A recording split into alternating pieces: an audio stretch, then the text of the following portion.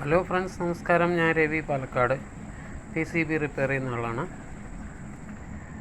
ഇതൊരു LGയുടെ inverter fridge ബോർഡാണ്.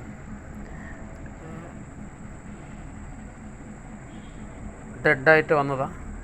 അതിൻ്റെതേ ഇത്രയും പാർട്ടുകൾ, അതായത് bridge rectifier, STR IC, optocoupler, resistance, capacitor എന്ന് പറഞ്ഞാൽ ഇത്രയും സാധനങ്ങളെല്ലാം മാറ്റി റെഡിയാക്കി എടുത്തതാണ്.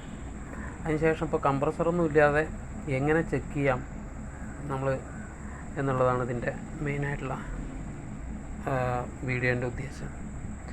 അതായത് വോൾട്ടേജസ് എല്ലാം ഞാൻ അതിനു മുമ്പ് ഇതിൻ്റെ ഒരു വീഡിയോ ഇട്ടിട്ടുണ്ട്.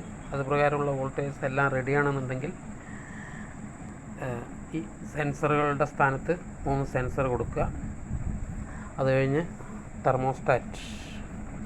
തെർമോസ്റ്റാറ്റിൻ്റെ വയർ അപ്പോൾ നമ്മൾ ഷോർട്ട് ചെയ്ത് കൊടുക്കുക.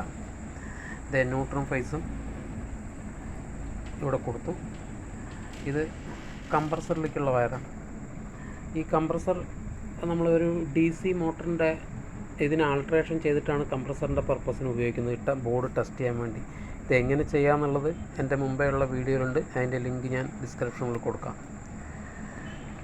ഇനി നമുക്കിതൊന്ന് ചെക്ക് ചെയ്യാം. ഓൺ ചെയ്യുമ്പോൾ തന്നെ ഇവിടെ ഒരു ഗ്രീൻ ലൈറ്റ് ബ്ലിങ്ക് ആവും.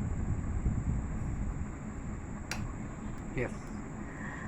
അത് കഴിഞ്ഞാൽ ഓട്ടോമാറ്റിക്കായിട്ട് ഇതിനകത്തുള്ള റിലേസ് എല്ലാം സ്റ്റാർട്ടാവും. അതായത് ഫാനുകൾ, LED ബൾബ് മറ്റും കത്തുന്നത്. എന്നിട്ടൊന്ന് സ്റ്റഡി ആയതിനു ശേഷം നമ്മൾ സ്റ്റാർട്ട് ബട്ടൺ കൊടുക്കുക. മാനുവലി സ്റ്റാർട്ട്, അവിടെ ഒരു ബട്ടൺ ഉണ്ട്, അത് ഒന്ന് പ്രസ് ചെയ്ത് കൊടുക്കാം. പ്രസ് ചെയ്ത് കൊടുത്ത് ഒരു 4-5 സെക്കൻഡ് കഴിയുന്നതിന് ഇതായിട്ടാണ് കംപ്രസർ ഓടി തുടങ്ങി.